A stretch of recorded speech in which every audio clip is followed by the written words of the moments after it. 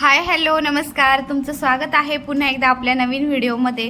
तर सकाळ सकाळ मस्त असा नाश्ता वगैरे बनवून घेतला, त्यानंतर स्वयंपाकाची तयारी सुरू केली. कारण आज लवकर आवरून आम्हाला जायचं होतं श्रीशाला वॅक्सिन द्यायला. तर फायनली आज श्रीशाला वॅक्सिन देणार होतो. तर म्हटलं सगळं आवरून जावं, कारण आल्याच्या नंतर श्रीशा थोडी रडरड करन. त्यामुळं म्हटलं आधी थोडंसं घरातलं कामं सगळं आवरलं ना, मग आल्यावर काही वाटणार नाही. त्यामुळे स्वयंपाक वगैरे केला, नाश्ता वगैरे झाला. त्यानंतर आम्ही निघलो हॉस्पिटलला जायला. तर खूप असं भीती वाटत होती. तिला वॅक्सिन द्यायचं होतं, तिच्या आधी मलाच भीती वाटत होती. कारण मी सगळ्यांकडून असं ऐकलं होतं की 1.5 वर्षाचं वॅक्सिन तर खूप दुखतं.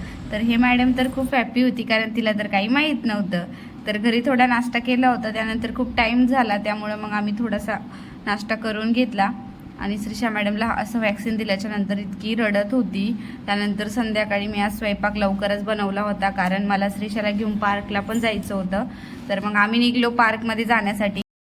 पार्कमध्ये गेल्याच्या नंतर श्रीशाला तिथं थोडंसं खेळवलं. त्यानंतर गेले मी पार्लरमध्ये, कारण थोडंसं खूप दिवस झाले होते पार्लरमध्ये गेले पण नव्हते.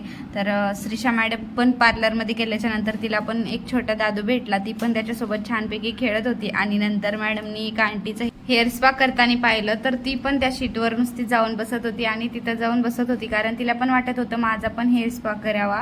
त्यानंतर घरी आल्याच्या नंतर मी एका वाटीत सकाळीच पाणी ठेवून बर्फ साठवला होता, जेणेकरून श्रीशाला जे वॅक्सिन दिले ना त्याने तिला शेकता येईल. तर एका प्लॅस्टिकच्या पिशवीमध्ये हा बर्फ घेतला, त्याला थोडं सुती कापडाने तिला शेकून घेतलं. तर असा होता आजचा आमचा दिवस. व्हिडिओ आवडला असेल तर प्लीज चॅनलला लाईक्स आणि सबस्क्राईब करा. भेटूया पुढल्या